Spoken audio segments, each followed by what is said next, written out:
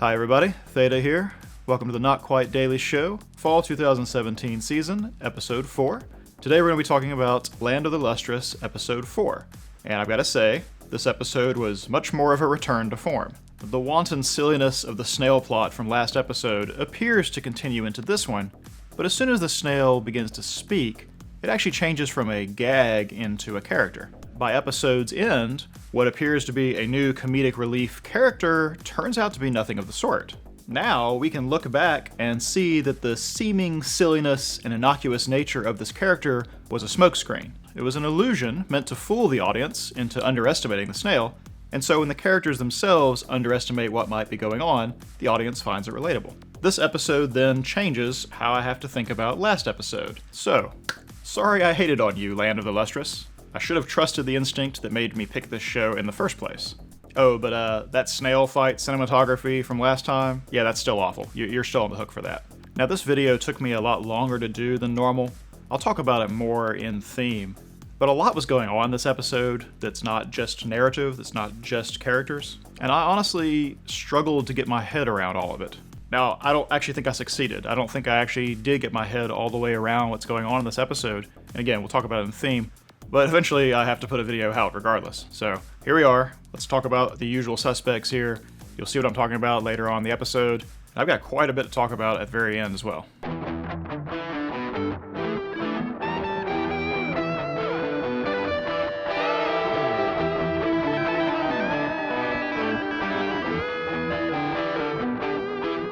So goal-wise, we have major movement on the Lunarians' goal of capturing the gems. Technically, the episode ends and they haven't captured anyone, but you can see that this is a much more thorough plot than they usually go in for. I'd said in a past episode that we might see this broaden in scope, that it actually might be a bigger deal than just trying to catch individual gems, and I think this is probably the first hint of that. For starters, this is probably too much effort to try to just get Phos, right? Like, they've obviously done the ambush and capture one gem at a time thing before. Sending in a heretofore unknown member of a different species to try to subvert them and betray them is simply not the kind of thing that's going to work a second time, right? So I think it's pretty likely that this is a much bigger deal. It's a bigger trap. They're trying to ensnare maybe a bunch of them together or pull them off the island for some reason. I don't know. But clearly this is more than just trying to get Phos, like they really want Phos or something. Added to that, I had wondered before if risking their lives, if that's what they're doing, just for pretty gems, made sense. That maybe their goal was something beyond just wanting adornments. And now that Ventricosus has given us this mythological tale of how humanity might have descended into these three species, and that it's possible that they can be reunited, then it would actually make a little more sense that that's their actual long-term goal, or at least some faction of them want that goal. They want to bring about perhaps the rebirth of humanity and maybe Earth back to its former glory, or who knows what. In order to do that, they need the gems because they are the bone of the bone, flesh, soul trifecta that gives this episode its title. For that kind of long-reaching goal, I can suddenly believe that you would risk life and limb. We also get some movement on Phos's kind of main goal. We mentioned before this has taken the highest priority for her, this finding a place for Cinnabar in their society. This time we get to see that she has chosen Cinnabar not only above her other goals, but above her own safety and her own need to be obedient to her society. She even challenges Master Kongo on the fact that Cinnabar has been banished to the night, and makes kind of an interesting discovery that that was actually originally Cinnabar's idea. Maybe it's not quite working out the way she wanted, and I think it's important to note that this doesn't change Phos's goal at all. Cinnabar may have chosen the Night Watch, it may be her idea, but Phos can tell it's not enough, and Phos is not dissuaded at all from continuing to pursue that. Even if it means going into the ocean against wishes, even if it means being deceitful and pretending she's hiding in her bed, even if it means putting herself at risk, she knows this, but none of that's become more important to her than delivering on her promise to Cinnabar. Finally, with a new character comes a new goal. At the very end, we discover Ventricosus, our snail, actually has a goal of her own, which is to get her brother back from the Lunarians, and she has set up this whole exchange with Phos and luring her out way away from the island in order to accomplish that. Whatever fledgling friendship or mutual understanding is happening between her and Phos, that's not as important as this goal of getting her brother back. We'll see next time how that actually shakes out, but at least now we understand what drives her. Moving right along to conflicts. We talked about last time that Fos may have changed, that might be a conflict, and it's hard to say at this moment if Fos was singled out ahead of time, or if she just ended up being the one lured out there because she is the only one that understands Ventricosus. But either way, the fact that she can understand her is what leads to her being the one in that situation. While this has certainly escalated conflicts and added a new conflict, that doesn't mean this conflict is necessarily over. The fact that Fos can communicate with Ventricosus, and perhaps other of the Admirabilis? I guess that's how that's said. That may end up being more of a conflict in the future. That may end up being very important to how the story goes. The main conflict of the series, which is the Lunarians kidnapping the gems. Obviously, it turns out that the snail was a ploy the whole time. I mean, that shouldn't be too surprising since they brought it in, but it definitely didn't go out the way we thought. The snail presented enough of a threat with the whole eating them thing that we forgot that, the snail might actually be infiltrating your society. I don't know if they knew already that it was going to be able to communicate with them or not, but the kidnapping of the gems is about to ratchet up, I'm pretty sure. Like I said, this is most likely a trap to try to get a lot of them away from the island, for whatever reason, and them changing tactics in the way they have is clearly an escalation of the main conflict in the series. Now, way back in the first episode, I added a conflict of Fos wanting to join in the fight, wanting to engage with the Lunarians directly, but actually being too brittle for that. The series really kind of starts off because she's too brittle for a lot of things that would be useful, and so they've been struggling to come up with something for her to do. Well, instead of taking this to heart, Fos constantly puts herself in danger, constantly risks being injured, and sometimes is injured. The end of this episode just helps remind us that she hasn't learned anything, at least about this. Even Ventricosus brings up that she could get injured there and be unable to be rescued in the bottom of the ocean, but Fos is focusing on her goal above that consideration. Now, that may be admirable from a character standpoint, but the fact that Fos keeps putting herself in situations that she's overmatched for is an ongoing tension. It's an ongoing problem that the characters around her are having to deal with. Anyway, this just helps remind us that this is still a conflict, this is still going on. Finally, the new conflict, kind of obvious, but Fos is trapped off of the island. I don't know if she's actually going to be kidnapped or not, that's where they ended off, but they showed us enough so that we know that she can't walk because they destroyed her legs. She's very far away from the island. The sun's going down, she's not going to be able to move soon anyway. So, no matter what, she's in a dire situation. Dealing with the outcome of this new conflict is likely what will shape the next episode. So it may be that we take this off the board next episode, or maybe it moves to some new stage of conflict. We'll see. Moving on to characterizations then, I'm going to start off talking about Master Kongo. Now, the scene that begins this entire episode appears to be a dream sequence that he's having during his meditation. Now, the scene raises a lot of questions, but we'll deal with that a little bit later. As far as his characterization goes from this scene, I think it's clear that he is hiding something from the gems. I think there is some secret or burden that he bears that he's not willing to share with them, and that is at least a part of why he says that was reckless. Now, although the episode begins with this scene which makes him seem a little bit more alien, a little bit more removed from the gems, most of the rest of this episode actually humanizes him. There's a lot of things that happen here that make him a little more endearing as a character, explain a little better why the gems like him or are respectful of him. He is very much in a father or lord type role to these gems. They very much bask in his praise and shrink from his reproach. It even seems that some of our gems derive some of their meaning, some of their purpose, just from his attentions, just from his praise, just from his acceptance. Now, as far as I can tell, he's not using that to some ill end. He does seem to actually care about the gems. I even think he manages to come off as warm without actually displaying what we would normally think of as warm characteristics or warm emotions. Like, I'm pretty sure he hasn't smiled yet in the series, but he's so serious all the time that it crosses into the realm of humor. There's two examples of that just in this episode. The first is when Ventricosus falls on his head, and everyone struggles to keep a straight face and can't, except for him. He's completely nonplussed by this. The second instance also involves her, where Fos mistranslates what she's saying, and Kongo gives a careful consideration and disagreement with what Fos said. In the meantime, Fos and Ventricosus are fighting in the background. That contrast of his seriousness with an absurd situation makes him relatable, strangely. Like, instead of being dour and unapproachable, he actually just seems a little bit naive, or someone who's wise in many ways of the world, but maybe not socially. And so they're kind of endearing in their clumsiness. I don't know. Now, I don't think this seriousness and this naivete all by themselves endear him. I think contrasting that with the way he is patient with Fos, the way he's clearly disturbed and upset that he hasn't solved things for Cinnabar, I think it's the contrast with these that actually helps humanize him. In the case of Phos, she was attempting the old adage of it's easier to ask forgiveness than permission, and was trying to take off with their new uniforms and their anti-ocean cream or whatever it is without asking anyone at all. When she gets caught, Kongo doesn't punish her exactly, he just tries to explain to her why this is not the right sequence of events, why she's actually being derelict in her own duties, and this is very much in the mode of a parent figure trying to guide a child along the right path. We know already from past episodes that he's very aware of Phos's rebellious and kind of does her own thing, buck authority tendencies. And as far as I can tell, he has not tried to change that about her, but rather incorporate it into something she might be good at. It's part of the reason he gives for assigning her the encyclopedia task. This is why, too, I think he reacts the way he does when Phos tries to question him about Cinnabar. His very first reaction is to apologize. It's clearly something that is on his mind, not something he did and forgot about.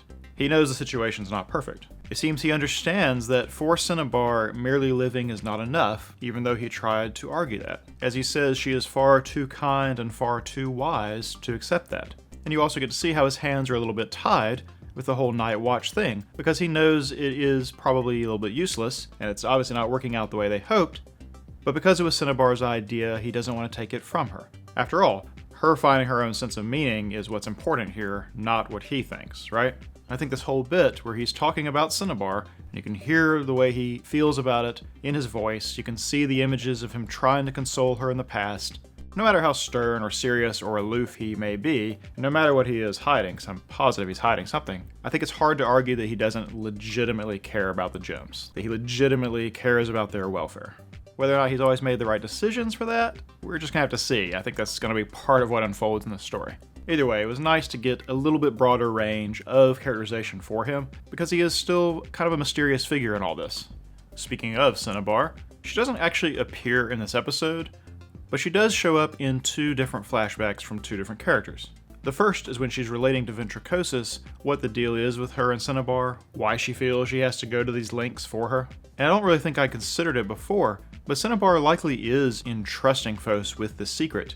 And the secret of waiting until she's being taken away is probably the closest thing to having suicidal tendencies in this society. I don't think I'd really realized it before, but there is a certain gravity to that type of confession. And I think this actually helps us understand Phos a little better and why she is taking this to heart so much. The other flashback scene is when Kongo is talking about how the Night Watch idea came to be. We can see that even long before she was banished into night, Cinnabar was very despondent, very emotionally affected by how isolated she was. As Kongo himself says, "We are too complex to be content with merely living." And while I think the gems kind of run the gamut from simple-minded to complex, Cinnabar is absolutely on the complex side of that. And seeing the attempt to comfort her by Kongo, and her pulling from him, and her trying to touch the flowers, and then later cutting to a scene of all those flowers in that room being dead, that's really heartbreaking. You really understand where Cinnabar's coming from a little better, just from these little flashbacks, I think. So to move on to our main character, Phos. Now after a whole episode of absence, we definitely make up some ground characterizing her this time. Now I'll get to this list of things I've written down in a second. Just going back to the bit about Cinnabar, whatever else you can say about Phos, whatever other drawbacks she has, and she has them, being able to see what an awful situation Cinnabar is in, and then knowing that Phos is like the only person in the society that's decided to just completely sell out for her benefit, elevates Phos to me in a huge way. Like, Kongo's obviously very aware of the situation, Rutil is as well, the other gems have their roles and that's what they're focused on, and no one knows quite how to deal with Cinnabar. But I think everyone knew what the deal is except for Phos. And when Phos finds out, it's transformative. Seeing someone else in a worse situation than herself inspires her to do things that she otherwise wouldn't do. Inspires her to think of someone besides herself. And getting this extra little peek into Cinnabar's past that Kongo gives us this time, and that Phos gets as well, I think makes us all a little bit more sympathetic to Phos's goals and the ways she goes about them, and even the mistakes she's going to make. Like, yeah, it's probably not a great idea to trust your new, strange, talking snail friend, and to disobey everyone and go out into the ocean, especially when you're as weak as you are, but because we can understand how noble her intentions are, how she's the only person in this society that has any sense of urgency about what's going on with Cinnabar, we're willing to give her a pass on this. We even find ourselves rooting for her. And I think whatever else you can say about Phos, this makes her a redeemable character the whole time. Now, luckily, that's not all we have to say about Phos. We knew before that her obedience to Master Congo, to the society, has some limits, but this is the first time I can think of where she was specifically told not to do something, and she did it anyway. She goes into the ocean after being forbidden, but she's not doing it to be obstinate or out of some whim. She's doing it out of a concern for others. Firstly, Cinnabar, and secondly, Ventricosus. Now, I think I understand this a little bit better knowing that it's a secret that Cinnabar has told her, but Phos has taken that trust placed in her very seriously. As Phos says, no one's ever counted on me for help before. And the idea of actually being the hero for once makes her light up, gives her a sense of purpose.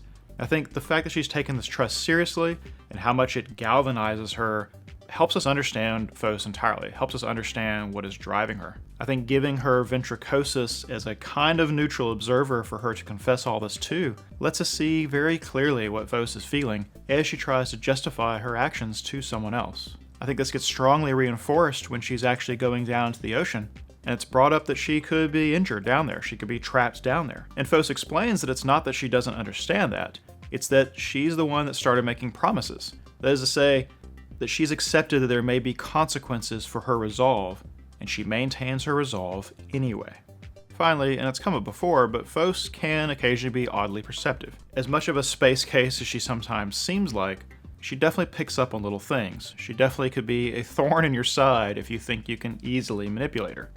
Now, Ventricosus, who we'll talk about in a second, turns out to be a pretty skilled manipulator, but she does make the statement that Phos probably gives Congo a hard time. Now, I find that a little bit ominous, like maybe Ventricosus knows part of what Congo isn't telling them. The point is that Phos has demonstrated these flashes of insight before, and I feel like we can probably count on that happening a few more times as the series goes on. Just always know that Phos, despite being simple sometimes, or not understanding as well, or being downright silly or childish, can have these moments of clarity, can have these moments of putting it all together. That is, in addition to everything else, an important part of her character. So then let's actually talk about Ventricosus, our new character. Quite the slippery one, in more than one way. Now, I expressed this last time, and I feared we had suddenly had a cute mascot character added to our show. You can imagine how delighted I am to find out that it's nothing of the sort. It's actually this very complicated, very interesting character, full of information we didn't have before, adding an entire new twist to everything. She seems to be a legitimate she. Their race, as she explains, does have a cycle of reproduction and death, and so between that knowledge and her comments about her water jugs, I think we can safely assume that she is legit female, not the pretend female that I'm referring to the gems as. She has a bit of a chameleon personality. She changes how she acts depending on what it is she needs. The way she acted with Dia last episode, despite not being able to communicate with her, and then the way she kind of slowly manipulates Phos into doing what she needs her to do this episode. She starts off kind of quirky and hard to take seriously. She prompts Phos a little bit more to find out about Cinnabar, realizing, I think, that this is her leverage. She first preys on Phos's good nature, that she admitted to her the way she wanted to be the hero for Cinnabar to try to get her to go into the ocean, saying that there's one there who looks like you. All the time, the person who looks like you is her. She could have said any of this way she was. Once that doesn't work, once they get caught, then I don't know if she's pretending to shrivel up or not. She does eat something as soon as they get into the ocean, but that definitely is the second tack. Wanting to maybe help Cinnabar by going and finding this person that looks like her is one thing, but Ventricosus plays on Phos's good nature to not let her starve, which is what she thinks is happening. She realizes that the gems don't quite understand death. She was present last episode for their conversation about death between Dia and Bort, Rutil, and Jade, and she uses the possibility of her own death not only to prompt Phos along, but to also illuminate her a little bit on what death is. This is all such skillful manipulation because she made herself seem so innocuous, so harmless, so silly and stuff. Like, I realize she's a sexual being, and I don't doubt that all her flirtatiousness with basically every character is legitimate,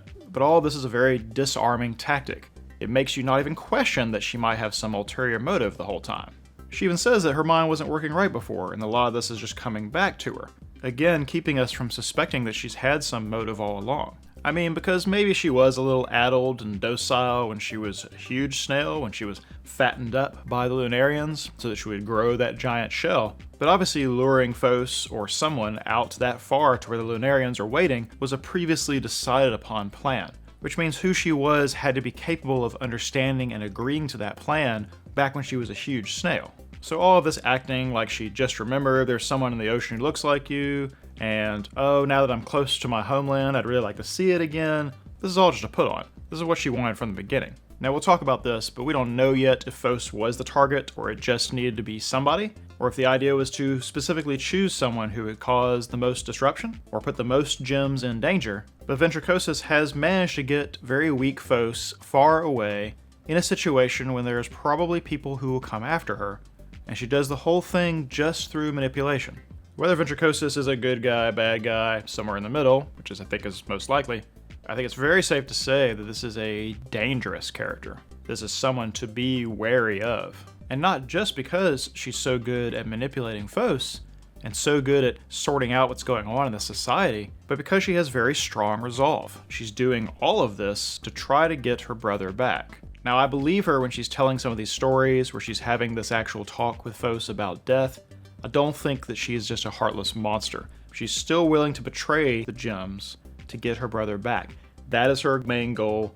That is what keeps her going forward. Anyone that is that determined and that skillful at manipulation is someone you need to be careful of. Is someone you would much rather have as a friend than a foe.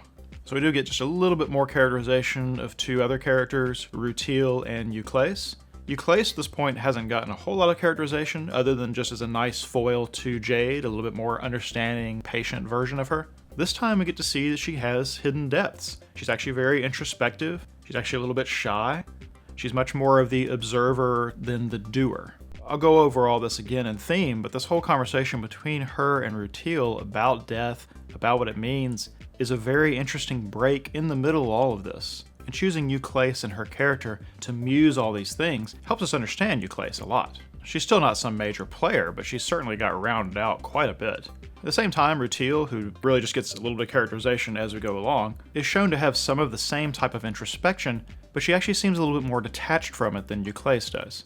Rutiel, and I think this owes to her sort of scientist-type persona, is kind of clinical and kind of disconnected from her observations. She observes that they're probably not as afraid as they should be of what's going on with the Lunarians. That doesn't move her. That doesn't change the way she feels. She is a detached observer of her own. Very much like a scientist conducting a study in which there needs to be careful controls. Related to that, she clearly has a sense of professional pride. Her role in society, I think, gives her a lot of purpose. And while I think part of this is that she just likes to harass Phos, the fact that Phos seems different after being put back together kind of insults her sense of professionalism. Like, let me try putting you back together. Maybe I can solve this whole you can talk to snails thing. I mean, I'm pretty sure the scientist part of Rutiel actually finds that fascinating and doesn't want to interfere with it. So this is much more a let's screw around with Phos a little bit, because being dour and serious and completely disconnected all the time isn't quite who I am either. Oh, one more thing. I didn't write her up here, but Bort smiles for the first time in the series in this episode, and it's after receiving praise from Congo for dealing with the Lunarians while he was meditating. This, I think, is at least a tiny peek into what makes Bort tick, that being the main protector and or getting Congo's praise might be part of what drives her. I don't think it's the only thing, though. I didn't mention it, but last episode, when Daya comes home after figuring things out thanks to Cinnabar, Bort is waiting on her, and I think this is significant only because the gems don't typically stay up at night, right? In fact, they have trouble staying awake, have trouble seeing, apparently have trouble moving around. And yet there's Bort, waiting on Daya to come back like a parent waiting for their teenage child to come home. It's too early to say, but it may be that in addition to protecting everyone, Bort feels especially like her role is to protect Daya, and getting praise from Congo and fulfilling her role is part of what makes her tick. So in world building, the dearth of information we got last episode was made up for in spades this time. Our little slimy puppy actually turns out to be a member of a third sentient species to go along with the gems and the Lunarians. These are apparently a sea-dwelling people, so we now have sea dwellers, land dwellers, and sky dwellers in our three sentient species. They too have been hunted by the Lunarians, almost to the point of, well, not extinction, but to total capture. ostensibly because the Lunarians covet the shells they can make in the same way they covet the gems for their gem structure. Now, Ventricosus tells a story that suggests that maybe the shells are not the end of that story, but the biggest revelation here is that this is not just a gem versus Lunarian conflict, that there's a lot more actors in this grand drama. These Admirabilis are different from the gems. They're mortal. They reproduce sexually, it seems. Like I mentioned, I think it's safe to bet that they are gendered, that they have a concept of male, female at the very least, and they do so because they need to reproduce, and they need to reproduce because they are mortal. Something else we learn here is that the gems really don't understand what death is. Euclase and Rutiel muse about it earlier on, but the real conversation about death takes place between Phos and Ventricosus, where Phos is trying to wrap her mind around what it would mean to be dead. We've mentioned before that there seem to be a lot of things the gems don't understand or a lot of knowledge that they might be missing, but not even understanding what death is makes them really hard to relate to. I mean, death is the one sure thing in every creature's future. Not even having a firm grasp on what it is very confusing. It's very hard to relate to. It makes the gems very much an other. The Lunarians may seem eerie and incomprehensible, but how much more should the gems seem that way to basically every other creature in this world? And even to us, the audience. A couple of other minor things before we talk about the flesh, bone, soul story. Ventricosus makes a reference to the sweet waters and sands of the moon, and while I realize we don't really know much about the Lunarians at all, it seems that the moon itself in some way is very different from the moon as we understand it. I know I've brought this up more than once, but we do have a little more confirmation that Master Kongo is actually different from the other gems in some way. It might be lost a little bit in the shuffle when Ventricosus falls onto his head and the other gems struggle to keep their composure, but she makes a comment that she's surprised that she can't eat him. That is, I guess she can't dissolve him the same way she could to the other gems, because I guess she tried. It's a very brief aside, but I think it implies that Master Kongo is some way fundamentally different. And we had a little bit of that already with the fact that Jade broke herself trying to wake him up once, the fact that he meditates at all. It's not written up here, but it seems that he doesn't actually know how long he's going to meditate when he does so. He even slips up and starts to call it sleeping instead of meditating, so I think that really is what it is. It's him hibernating. But this is just one more piece of evidence that one day we're going to have it revealed that he is fundamentally different, and they're just kind of setting us up for this by teasing out a little information all along the way. So then let's talk about the soul, flesh, bone story. This is probably the most dramatic bit of world building we've had in the series so far. Now, Ventricosus relates the story as though it's a bit of a folk tale, a bit of cultural mythology, and that's not too dissimilar to the little fairy tale-like intro we had back at episode 2. These two tales, though, have enough overlap that I think we can conclude that some things about them are definitely true. For one thing, both of them mention a series of 6 events or 6 things happening, and that those things happening all together, or the 6th one of those things happening, is what started the era that we're currently in. Now, the way Ventricosus tells this makes me immediately think of major extinction events. Now, there have been a lot of extinction events since life came forward, but in popular geology, if there is such a thing, in popular geology, we understand that there are basically 5 major extinction events where huge number of species died. The last one of these is probably the most famous. It's the one that ended the dinosaurs. But a lot of people believe we're actually living through a 6th extinction event, known as the Holocene extinction, after the epoch that we're currently in. This extinction event is not caused by comets or by glaciation, but by the activities of humans. To me, the nature of the story, and then finding out that these 3 species may be descended from humanity, it makes a lot of sense that the 6th extinction event caused by humans is the thing they're referring to. That's the 6th period. That's the 6 stars, the major extinction events. That's what resulted in the world being the way it is. If that human-caused mass extinction took the form of, say, global warming, melting the ice caps and all that, suddenly our little bit of land, lot of ocean, makes a little more sense as well. The other reason I think that these 6 things refer to the mass extinction events is thematic in nature, so we'll have to talk about it when we get there. But I think this is likely what this is. It wasn't literally 6 stars, 6 moons, and all that. It's more like 6 enormous events in the history of life. The story gives us other little insights into things that we've noticed about the world already. One is the tale about the bones of the story making alliance with other animals, and this sounds very much like the way the gems work. We've been told they actually coexist with microorganisms, that's the reason they can be reassembled and be fine again. We know they need light to survive, so it's likely there's some sort of photosynthesis or something's going on there. We also get to the nature of our three species filled out just by this story. The gems are bones. They last, they're immortal, they're durable, just like we think of bones. Don't change very easily, they break instead of bending, etc. The Lunarians take the role of soul. Well, this makes a lot of sense from what we've seen from them, the way they appear and the way they seem to vaporize, the otherworldly, floaty kind of thing they have going on. Soul is a very good designation for them. Finally, that leaves the Admirabilis as being the flesh component. Well, we already know that they die and reproduce. We know that they are sexual beings. And honestly, just the way Ventricosus acts. She's very flirty, she's vain, she's potentially hypersexual. They're able to change their forms quite dramatically, it seems. These are all flesh, living, organic, desires of the flesh type themes here, right? These three sentient species, personalities, and societies, the things they value, the way they act, might match up very nicely with this idea of soul, flesh, and bone. I realize this is a little bit of myth-making and that the story is supposed to match that, but at least it gives us a little more insight into what these three societies would be like, especially compared to each other. Finally, the part that is most informative, both for the past and the future, is that these three sentient species diverged and descended from humanity, and that there is some kind of belief that if you brought them back together, humanity could be reborn. This effectively answers some questions for us going in both directions.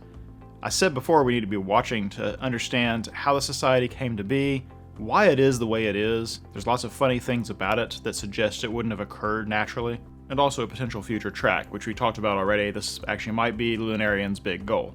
It's entirely possible the descent from humanity is why the gems are the way they are. Maybe it's why they want to kind of look like humans, the fact that they wear clothes, they powder themselves to make sure they look like they have skin. We know already that their memory is some sort of structure within them, so maybe it's possible they have some kind of genetic memory, for lack of a better word, of humanity, of what it meant to be human. It's not just their superficial trappings that make me think this either. There seems to be a little bit of a shyness that asexual creatures probably shouldn't have. We've gotten two examples for sure so far. One was Daya's reaction when Phos peeked between her legs to confront Bort. Now, she had a very blushing, embarrassed reaction to that, but why? There shouldn't be any sort of shyness about different parts of the body that we associate with, sexual agency. And yet she still has that reaction. I wouldn't have thought too much about that, except in this episode, Euclase, when she disrobes to get covered up with the stuff from Rutiel so she can actually go in the water, instinctively covers up when Red Beryl busts onto the scene. She's shy about her nudity. But why? Why be shy about the part of her body that was being covered by the uniform before? Both of these reactions together, mixed with the way they act and behave like humans without being humans or having any real reason to be that way, makes me suspect that maybe they have some sort of vestigial memory of being humans, or at least coming from humanity. Oh yeah, before I forget, I didn't write these up here, but we get a little bit of information from Euclase. She talks about thinking back about how the Lunarians have attacked them over the previous 2,000 plus years, and that tells us that, she's at least been around and the Lunarians have been attacking for 2,000 plus years. Additionally, saying they attack once every 3 sunny days is significant because A, it tells us that the escalation in their tactics really was a big diversion, like we guessed, and B, the fact that it's during the sun implies that they need the sun to function in the same way that the gems need the sun to function. I don't know what that means exactly, but the fact that they come when it's sunny and never come at night certainly drives that point home. They're not that different from the gems in that respect, it seems, and that especially makes sense now that we know that they might share a common ancestor. So then, let's talk about theme.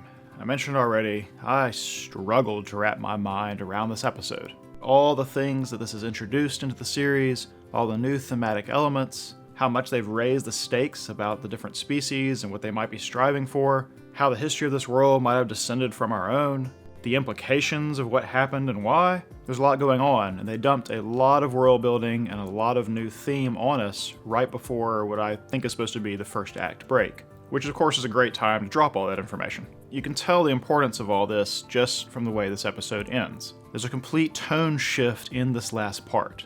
From the moment Ventricosus turns into her true form, we have an entirely different animal on our hands. Just as the silliness of her snail form has vanished, so has the lighthearted, how did I get into this mess feeling that Phos has been under the whole episode. To match this shift, we get the most robust development of our world and its backstory that we've gotten so far, all wrapped up in a mythological vehicle like before. It's a story that ups the stakes of the Lunarians' gambit considerably, teases out possible motives and a hidden history, all while raising interesting philosophical questions about their forebears, the humans. This entire shift, compared to the wackiness, silliness of Ventricosus and the snail plot that came right before this, emphasizes the importance of it by contrast. We are meant to have our focus drawn to the things Ventricosus tells us, both about the history of the world and the thematic elements, some that are perhaps new, that are being introduced and touched upon. Again, I don't think I have successfully wrapped my head entirely around this, so let's start with the ones that I do know exist. Innate value versus purpose. This gets a little bit of work in a couple of different ways. I think the scene that is most on the nose with this theme is when we're seeing Kongo's flashbacks of dealing with Cinnabar before she was actually banished into night, and he talks about how he tried to convince her that just living itself was enough. But then the fact that Cinnabar rejected that idea, needed some purpose of her own, which is how the Night Watch came to be. Kongo may very well feel that your value is innate, that the fact that you exist is enough, but Cinnabar at least outright rejects this. She derives her value from having some purpose. She had nothing she could really do, nothing that gave her meaning there in the society, and it turns out that her proposed idea of being the Night Watchman has not done it for her either. And this leads directly to her personal crisis, which becomes Fos's major goal and what's driving her through the series. That means Fos gets drawn into this theme as well. Fos has existed for some time apparently without having a real job, without having a real purpose in the society, and the others kind of look at her as though she has no value, that she's a waste of space, an impediment. And it's not like Fos herself didn't want a job. She wanted a specific type of job that she thought had value, but it's a job that she's ultimately unsuited for. We talked about it before, but getting the encyclopedia job was unsatisfactory to her until the idea of making a great discovery came to be.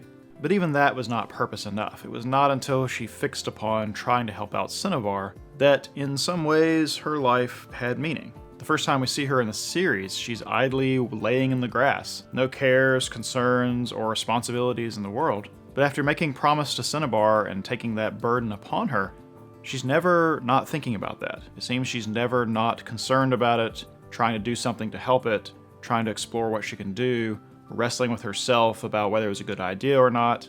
The point is, given purpose, she suddenly sees herself as having value, acts like it, and I think eventually other people will treat her that way as well.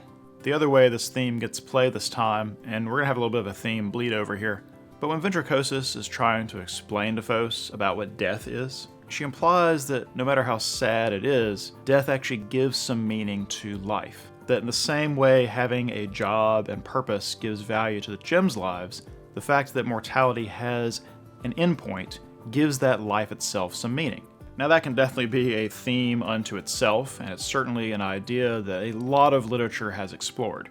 But this definitely is an interesting avenue in which to explore it. A lot of fantasy, sci-fi stories that include immortal characters will eventually bring this up. Mortals have a certain urgency to the things they do and care about because they know their time is limited. And immortals, who don't have this urgency, can afford to sort of meander through their lives.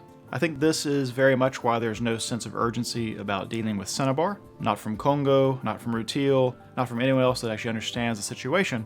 They all have this idea that, well, since we're immortal, we'll eventually figure it out. As long as you don't get taken away, something can be done about it. It's only Fos, who knows Cinnabar's borderline suicidal thoughts, that has a sense of urgency about it. That is to say, that mortality, sort of, for Cinnabar, gives Fos haste, gives her focus, makes it important. It gives her urgency. Death, for all mortal beings, serves the same purpose.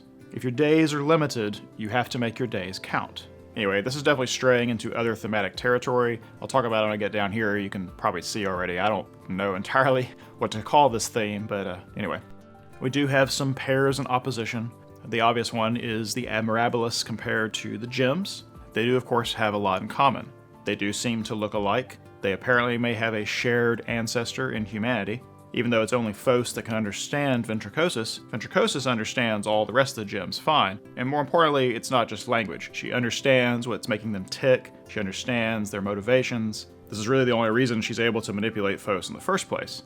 So they have a lot in common, but there are some ways they're very different. The Admirabilis are very changeable, and the gems, as we keep saying, are very static.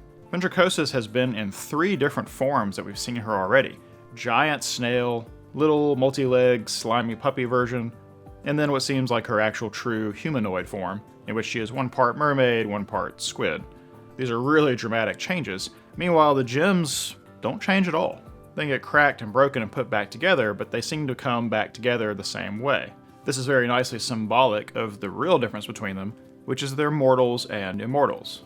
Now, we already went over the way that influences their day-to-day sense of urgency, but it also appears to change the way they even look at the world. Let me give you an example. After Ventricosus turns into her real form, and she's no longer being carried around in a little wooden bowl, Ventricosus tells Phos that she can just throw that bowl away now, right? It's no longer needed. It's disposable. But Phos won't do that. There's no way it's disposable. In her society, you hold on to and keep everything. I mean, we've had several references to how precious paper is. You can see they do a lot of repairing work, not a lot of new construction, new creation. In a society full of immortals, things are made to last. Things are not disposable, okay? In a mortal society, mortals themselves, in a sense, are disposable, and they may look at their environment that way as well. They may look at the things they create and the things that already exist as disposable, replaceable. It's clear the 2 societies will have very opposite takes on this matter, and I think it's directly related to being immortal, relatively unchanging, and being mortal, replaceable, very changeable. Existential Angst gets a little more play, mostly again concerning Cinnabar. Not to go back over how heartbreaking the scene is with her and the flowers and Congo, but I think it's worth noting that being an immortal probably makes Existential Angst that much worse. She has a long time to wallow in the sense of not having any purpose, the sense of isolation. I think the gems in their immortal state normally deal with this by either being very focused on a single thing, but also being somewhat withdrawn from the world, somewhat disconnected. Euclase talks a bit about how they are not in tune with the change of the seasons the way the plants are, how they're not attuned to danger the way the insects are, that generally speaking the gems might be viewing the world almost through sheets of gauze, that their immortality makes them disconnected. Rutil even comments on how they don't seem to be very alarmed that their enemy has changed tactics, like they're not actually capable of being that alarmed. So I think generally they're actually kind of disconnected from things. It seems Cinnabar is not as disconnected. She actually, I think, is probably very passionate, very tuned in, very aware and perceptive person, and this totally works against her as an immortal. Then we have Metamorphosis theme. I think there's some obvious bullet points for this. Ventricosus wholesale changing what she is depending on the environment she's in, depending on the situation she finds herself in. It says a lot about how changeable her culture is compared to Phos's, but the real thing she imparts to us for this theme is this idea of humanity descending into 3 different sentient species. And she turns around and raises the specter of them metamorphosizing back into humanity, or something like it. Really kind of too early to know if that's the direction the series is going in, but I sure wouldn't be shocked to have all of these personal metamorphoses, all the changes that the various characters we've met are going through, be echoed in some much larger, much more fundamental metamorphosis that these societies and these species go through. Bringing about a true metamorphosis might be the Lunarians' main goal. Again, we don't know enough to know that, but certainly there are hints at that kind of thematic consistency so far. Finally then, I've written up here unknown theme. This is the thing I've been struggling with. It is exceedingly rare in anime to have the creators make scenes that are so obviously about the main theme of a series, the way we got in this episode. That entire conversation between Phos and Ventricosus, once Ventricosus takes her true form, is the heart of what they've been building to, I think, to this point. It's a huge reveal that there's a 3rd sentient species. The seriousness of what they talk about is contrasted so much by the silliness of what came right before it, which is of course now why all that makes sense. And it's capped off in your mind with this betrayal and huge cliffhanger that puts Phos in the path of the mortal enemy that we knew was the enemy from the very first minutes of the series. Everything about this scene says that they're drawing a gigantic circle around it and saying, pay attention to this. So, what is the theme of that scene? I think it's a lot of different things, and I can't decide if it's supposed to be unified. It certainly shares a lot of overlap with things we've already talked about, but it raises some things that hadn't come up to this point. One of the things touched on is the fact that the Admirabilis have to reproduce. So we have this tension between mortality and immortality, between change and permanence. Coupled in with that is the way that death and everything it implies gives some value and purpose. At the same time this is happening, we get this tale that I am pretty sure is talking about the Holocene extinction. The fact that humans in this world caused a mass extinction event, it changed things dramatically, including humanity, who then descended into these 3 sentient species. This, for the first time, suggests an environmental theme. An environmental theme is not at all at odds with this idea of change versus permanence. The idea the environment will just continue the way it is and be permanent versus it being changed in dramatic fashion by, say, humans destroying environments and heating up the planet. And coupled with that is the noted difference in the way Phos treats the wooden bowl versus the way Ventricosus looks at it, as disposable. And all of that can be put together with the idea that these species which descended from humans are different from each other. When Phos raises the idea that maybe getting the band back together and bringing humans back into the world would be a good idea, Ventricosus points out that the Lunarians have no enemy but lust after warfare. We already know they have a material lust, right? They've captured all the Admirabilis just for their shells. They're trying to capture all the gems for their gems. And she says maybe it's not such a good idea to get the band back together. Maybe we don't want to be the way humans were. Maybe we're better off, right? Maybe humans had some unsavory qualities. So what, when you take all this together, is the show trying to say? I think I'm struggling with this because at the moment, we don't have enough information to know where we're going with this. And anything I try to connect might be speculation. Let me give you an example. This is straying very much into allegory territory.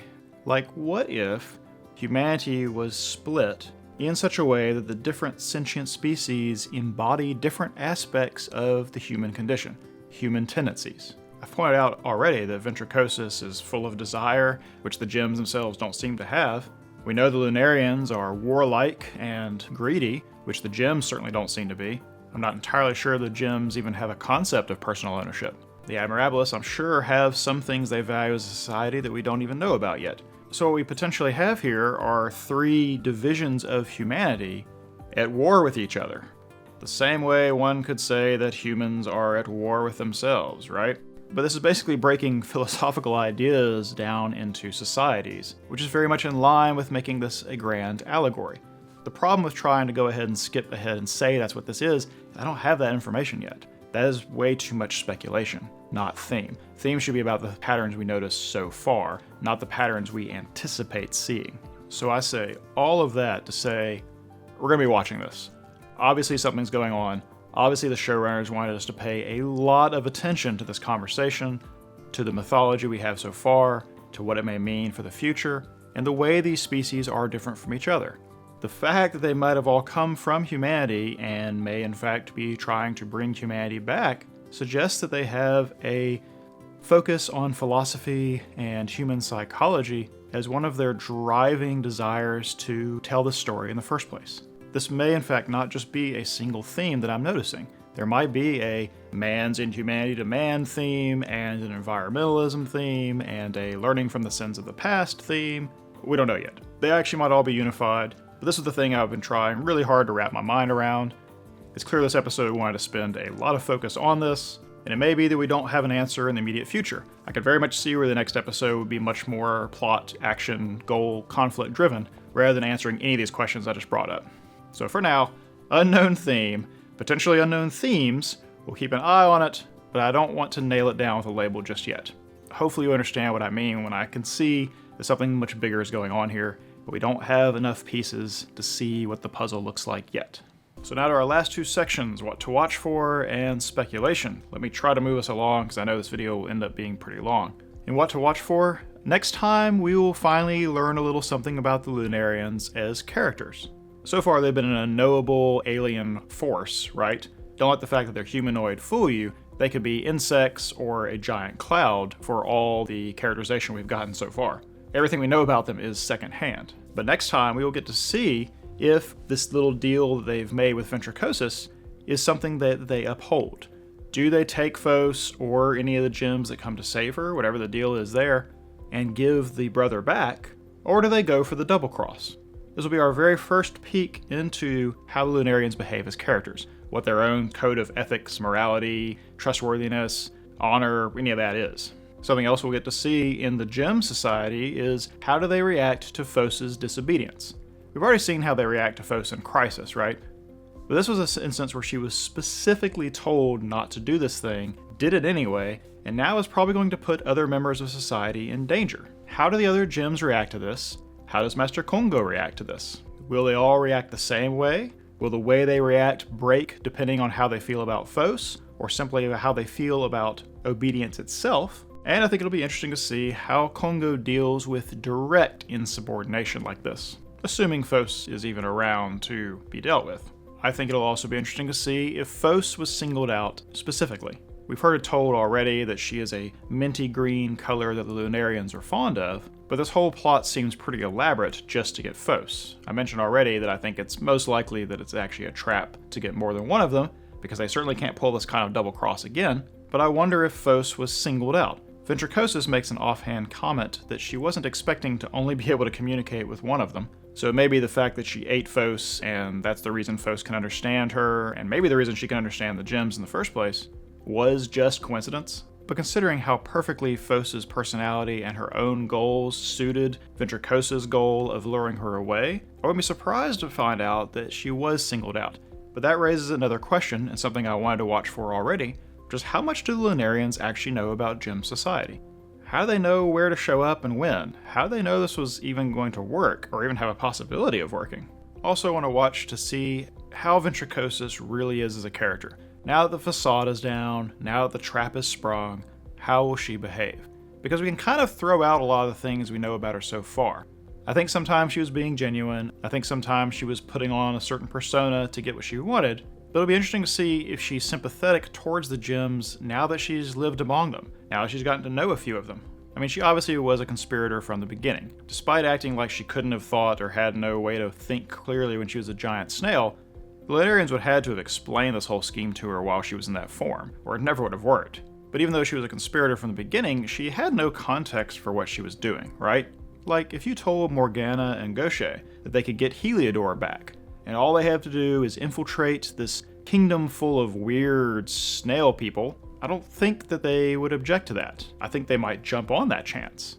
Finding out later that the snail squid guys are very much like you might give you some pause, but it may not change you actually betraying them to try to get one of your own back. Once Ventricosus gets her brother back, if that happens, we'll get to see how she really feels. Was she just a mercenary in all this? Is she actually empathetic to a fellow sentient species, especially one who is also plagued by the Lunarians? She remarked already how the Lunarians' ways are sort of eerie and incomprehensible. Does she feel the same way about the gems? Or are they more of a kind with each other? I mean, I do think it is significant that right before the betrayal, she tries to relate to Phos that the way you feel about Cinnabar, I have someone I feel that way too. You're willing to risk and disobey and do things that you might not normally do for that person, me too. And she even apologizes to her right before it happens. So it suggests that there's not a complete lack of empathy here, but I do think it'll be very interesting to see how far that goes. Because presumably, the Admirabilis and the gems would make a good alliance against the Lunarians. I mean, they are both enemies here, right? Now, we'll see. Lastly, speculation. Alright, I want to start with something that's not exactly speculation, which is usually me saying, I think this may happen. This is more like, I'm not sure what's going to happen, but here are a bunch of guesses about what I think may happen. Alright? What I want to talk about is the very opening scene of this episode. It appears to be a dream that Master Kongo is having during his meditation, where he is surrounded by Lunarians, and they are all kind of worshipping him and looking at him like he's some sort of deity. And then he produces kind of a giant expanding ball of light or a supernova or something in his hands, which wipes all of them out. It then cuts to shots of the deep ocean, deep rolling waves, and then he wakes up and says, "That was reckless." Now, what in the world does all that mean? Is Master Kongo a renegade Lunarian? Is he to the gems the same kind of thing that the larger Lunarians are to the smaller Lunarians? Sorry, there's no terminology yet for that. I mean, I can't help but notice that the size disparity between him and the gems is not at all unlike the size disparity with the two types of Lunarians we've seen. Is it possible that he's none of the above? That he is actually some kind of real deity? Is he the last true human? Is he the embodiment of the Holocene extinction? I.e., is he the sixth moon? Is he some kind of force that separated the bad aspects of humanity away from the good aspects of it? And he's trying to prevent the Lunarians reuniting them because he sees the Lunarians as the bad aspects of humanity. I mean, I think Master Kongo recognized that Ventricosus was a member of this other species. He's the only one that treated with her like she was an equal, even says as much. I think he very much knows what's going on, more so than the gems do. I don't think he would be surprised by her tale at all. Now, which of these things am I speculating that he actually is? I don't know. I think all of these make an interesting way to take the story, and several of them match some of our emerging themes as well. The fact of cutting from the destroying of the Lunarians directly to the ocean makes me want to side on the idea that he was involved or bore witness to that last major extinction event. Whether he was a cause of it, or the actual personification of it, or whatever. The way that cuts to the ocean like that gives me that idea. Like, why do that otherwise? I think Ventricosus' brother will turn out to be very different from her. Acleatus, or whatever the heck his name is. In the same way that the gems are not terribly different from each other, I think the contrasting Admirabilis will be very different from each other. I think their personalities, probably their physicality will be very different, and we can already see that his shell form is very different than her snail shell form was. It wouldn't surprise me if the differences continue from there. This is especially true because the Lunarians seem to be almost hive mind. They are almost indistinguishable from each other, so I feel like the Admirabilis probably sit on the other end of that spectrum with our gems in the middle. I speculate that Cinnabar will play a role in coming to Phos's aid. I don't know if they get there while she's still in the ocean. I do think this is a setup. It's meant to get multiples of them out there, because this is way too much trouble to try to get Phos. I think showing the scene where Dia discovers that Phos is missing, that she's missing on purpose, I think that sets us up to go right into her rousing the troops. I don't think there's any reason to show us that scene in this episode otherwise. And I also think that they have set up Bort and their dynamic such that when Dia comes to Bort for aid, she's going to refuse her. I think the split between them and the way they've been personified so far really suggests that'll be what happened. And now that Dia knows the thing between Cinnabar and Phos, she'll probably go to Cinnabar next for help. I have no idea who else will come to help, but I'm pretty sure that Cinnabar and or Dia for sure are going to be involved. Now this may actually be what happens to Cinnabar. I predicted a long time ago that something was going to happen to her, mostly because of the butterfly analogy, but I could see where this would be the thing that does it, and it being so clearly Phos's fault, by disobeying, by putting her in that situation, by her trying to bail her out again, would be a perfect catapult for propelling Phos through the rest of the series. Phos's goal to save Cinnabar will take an entirely new twist if that's what happens. And finally, kind of related to that, I don't think this is going to get resolved with Master Kongo just snapping his fingers, or Bort making short work with him, alright? I think it actually might turn out to be that Kongo can't leave that island for some reason. I have no idea why I'm guessing that, but the prohibition against them going to the sea gives me a little bit of reason to believe that. It certainly would explain why the Lunarians wanted to lure her so far away from the island. It may be, in fact, that this is all a diversion and the island is still their target. They want to bring everyone in to try to rescue Phos and then actually go after the island. I don't know. But I feel like there's a chance that Master Kongo can't leave. And I don't know why, but he clearly is different from everyone else. And because he's such an instant win in these situations, giving further restrictions to that power makes sense narratively, you know? So it wouldn't surprise me if that's what this whole gambit is about. And that will be the end of the discussion on this episode. This really took me much longer than normal. It took me a lot of time to get my notes in order. I've been over why I've struggled with this so much. I felt it was really important to try to get this episode right. And I'm not so sure I actually did that, but I know this episode will probably turn out to be a little bit longer than normal. I actually shot it over more than one day, which is very atypical for the way I do this usually. But I definitely struggled to get this as right as I think I got it. But I know for sure I'm missing some things. I know for sure there are some ways these things are connected together that I can't quite enumerate. But eventually a video has to be made. Here we are. That is the end of this one. I'm pretty excited for all the new thematic elements that have been introduced this time, and our mythology, and the origin of all this, and where it may be going. It's all very fascinating. I apologize to the series for coming down on it so hard last time. I really thought it had jumped the shark for a second there, but it was all a ruse, and you got me. So, I'm excited about next time. I will see you then.